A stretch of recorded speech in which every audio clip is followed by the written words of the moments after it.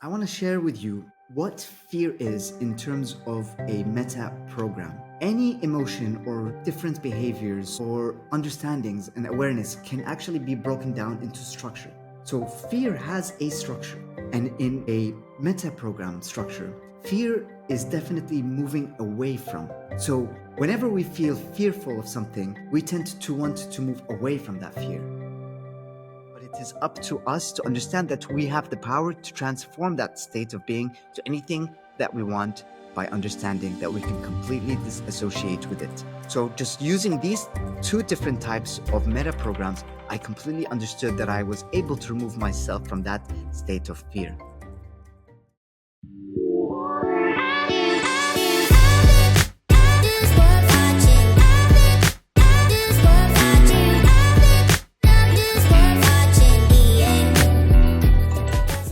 Welcome to Present Potential. I'm your host, Hassan, and the reason I launched this podcast is to create a ripple effect of optimism that reaches 1 billion people in the next decade. Ambitious? Very. Scary? A little bit.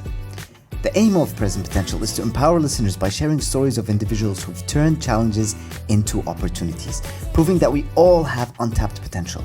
If you're new to this podcast, welcome. If you've tuned in before, thank you for your support, and I hope you find value in these conversations.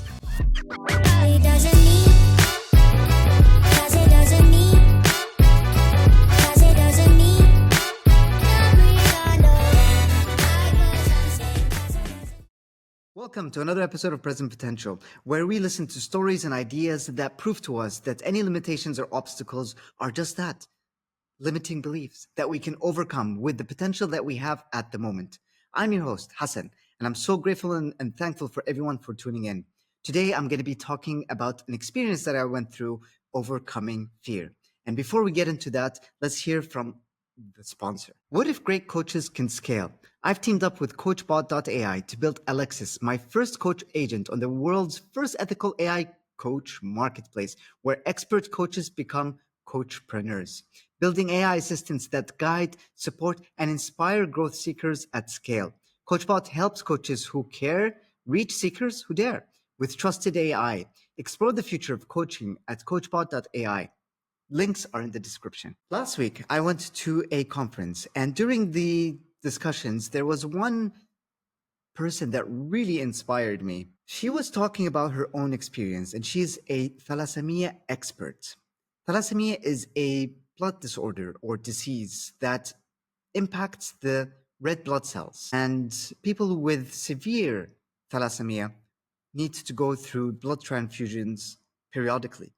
And this lady was telling us that she had to get blood transfusions every 2 weeks. So it's part of her life. And it's the thing that is inspiring her to continue that discussion, to bring awareness to the greater sense to more people so that they understand what thalassemia is and also how to overcome it and to live with it. And I felt so inspired by all the discussion that she shared with us, and especially her stories about how when she talked about the Thalassemia Center in Cyprus, where I'm based, is one of the best in the world. The reason why it is the best in the world, it's because there's a lot of blood drives and people donate regularly. And that's the reason why they keep blood in blood banks for up to 10 days. Now, on average, and based on the information that I've heard from her and also from experts in the topic, any blood that is older than 15 or even 20 days or 16 days, not sure of the exact dates, but anything that is more than 15 days might not be as effective as it should be. Now, in the US, they have blood that is in the blood banks that is there for much longer than 15 days. So we can see the comparison between Cyprus and the US and other countries as well. So that's why she was saying that Cyprus has one of the best centers.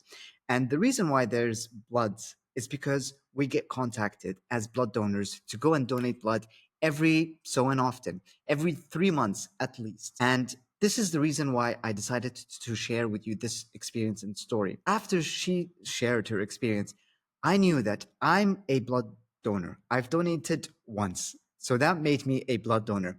And she was so grateful for the blood donors. She expressed her heartfelt gratitude for the people who were donating their blood to enable her and people like her who are struggling with this disease to live a normal life.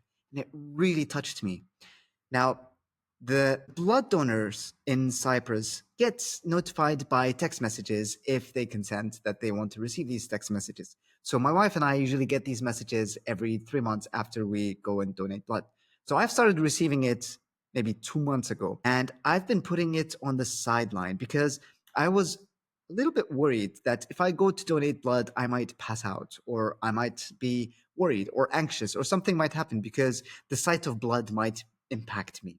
These are the limiting beliefs. These are the thought patterns that I have that were stopping me from actually serving other people.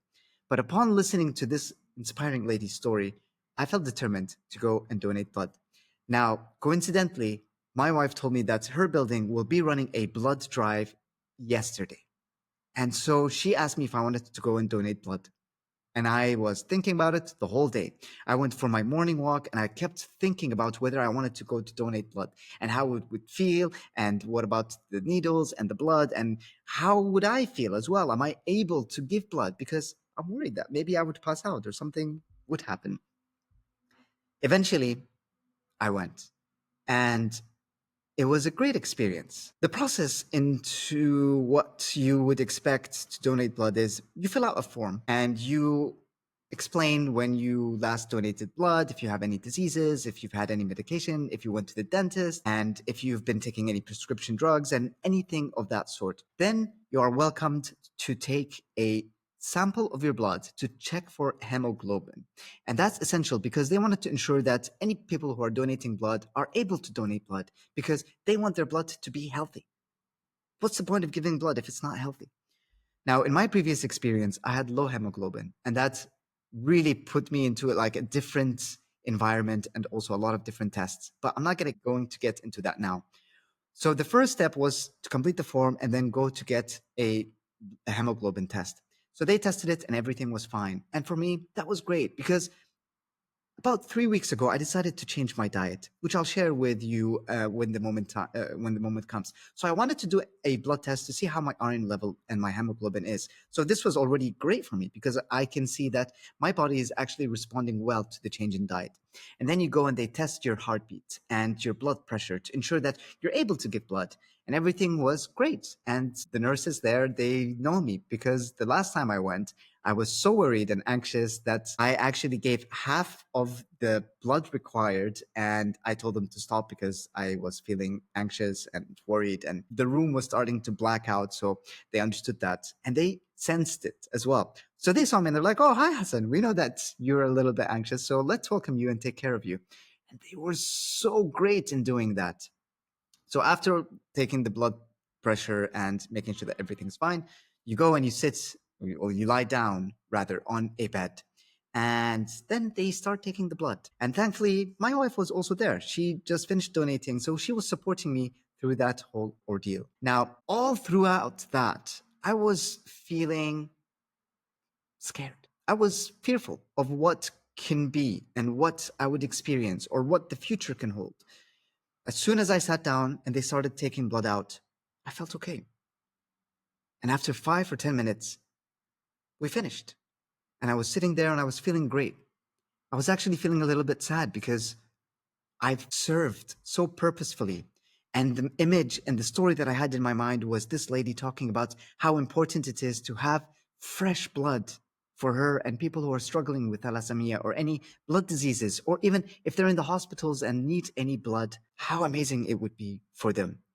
That was the purpose. That was the why for me to really overcome my fear of giving blood. Now, I want to share with you what fear is in terms of a meta program. Any emotion or different behaviors or understandings and awareness can actually be broken down into structure. So fear has a structure. And in a meta program structure, fear is definitely moving away from. So whenever we feel fearful of something, we tend to want to move away from that fear. So whether it's a fear of heights, you tend to want to avoid any heights. Fear of flying, also trying to avoid planes. Fear of blood, moving away from donating blood or seeing anything with blood. And even if it's in the office, And this is why it's important, because if we're afraid to speak up or to present to a client or to ask for things that we have, we're actually moving away from that actual activity or experience. So it's a definitely moving away structure. And another structure is that it is completely associating. What does that mean?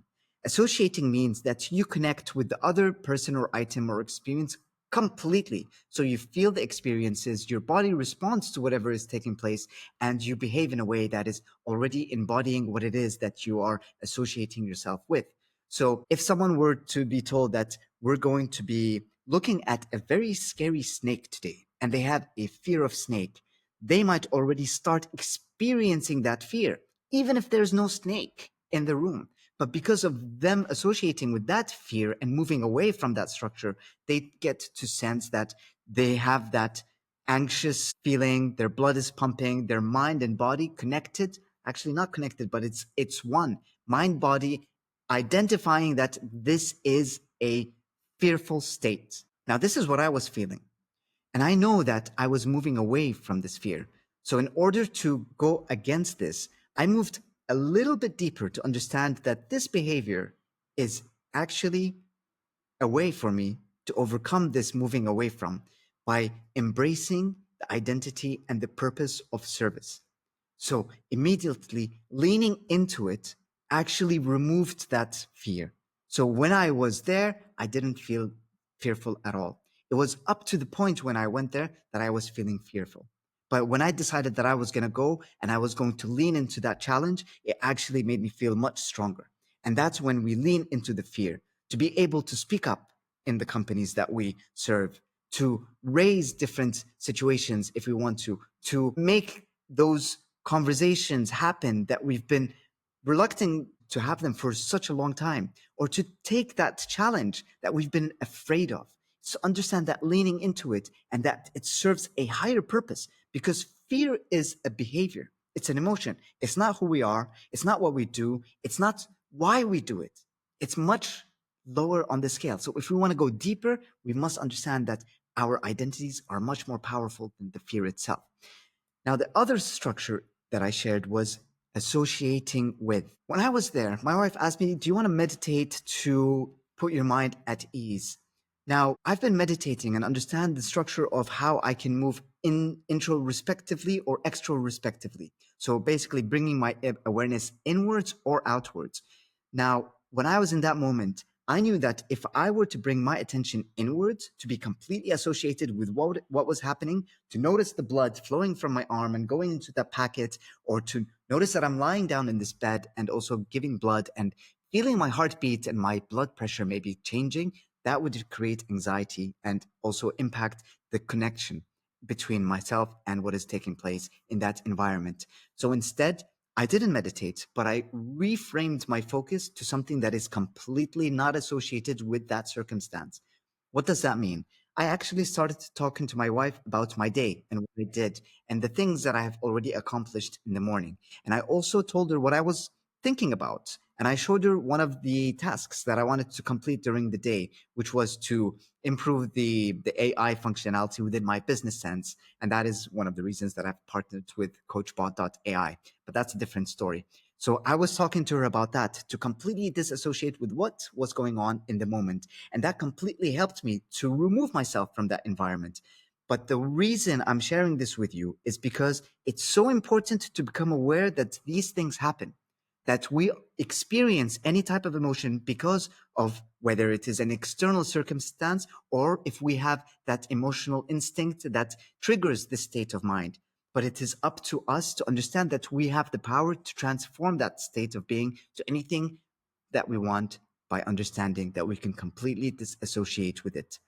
So just using these two different types of meta programs, I completely understood that I was able to remove myself from that state of fear. The last program, I would say, logical level of change is understanding where fear is in terms of who I am, my skills, my behaviors, my identity, and also how I serve others. And I knew exactly that fear was a behavior and that serving by giving blood will be so purposeful, because there's people like this lady that spoke last week in the conference who would be so grateful, who would be able to live longer and to have a more normal life by using my blood. And it's not just that lady, it's anyone. Because the moment that we give blood, there's a certain amount that you can give. And the amount that I've given can serve 3 different people. How amazing is that? The reason I've been sharing this story with you is because we will all experience fear. Fear is just an emotion. That is all it is. We are much bigger than our emotions. We are much more than that. And we can do much more than it is by understanding what it is that we're experiencing. So if you had 2 things that you would take away from this discussion is that first, whenever we feel fearful, understand that this is a meta program of moving away from that situation, just completely just moving away from it, pushing yourself to say, no, I'm going to protect myself. Now, obviously, if there's a saber-toothed tiger or an elephant or an actual risk to our well-being, our health, our livelihood that is being experienced, our bodies are generating that fear because it's protecting us. But when it is something that is not going to create any sort of danger for our livelihood, then there is no fear there. And we can switch it by leaning into that fear. And the other thing that you can take is how to disassociate. Understand that fear is completely completely associated with what is happening around you. And you would feel everything at the moment. So completely disassociate with that. Just think of something else. Focus on something that you feel really inspired to connect with. And that would change your perspective as well. Have a go. Think about it. Try it out. See if it works. And let me know if it's helpful or not. Now, why did I share all of these different experiences that I went through? Well, because as high performers, we tend to look at things that might be impacting the way that we perform. And it's that understanding and awareness that creates the process and the behaviors that we can overcome these situations. Whether it's in our home, in our offices, when leading teams, when going to networking events, when traveling, when being alone, when being stuck in traffic, in any different situation. High performance actually are able to understand and become aware of their self, to regulate themselves and to understand how they can come out of it. So this is one tip, one tool, one hack, one approach, insights that I've just shared with you that you could test and trial to see if it works for you going forward. Thank you so much for tuning in. I hope you found value in this episode. And if you did, feel free to share it with someone who would find it informative as well. And as always, remember that today is the most important day of your life. Until next time. Thank you for watching and listening to Present Potential. If you found value in this episode, please give it a like, share it with someone who needs to hear it, and subscribe for more. Join the conversation in the comments and let us know your biggest takeaway. If you'd like to listen to other inspiring stories, check out our other episodes on Spotify, Apple Podcasts, and YouTube. Make sure to also follow us on Instagram under Present Potential Podcast, where you get to see behind the scenes and engage with us.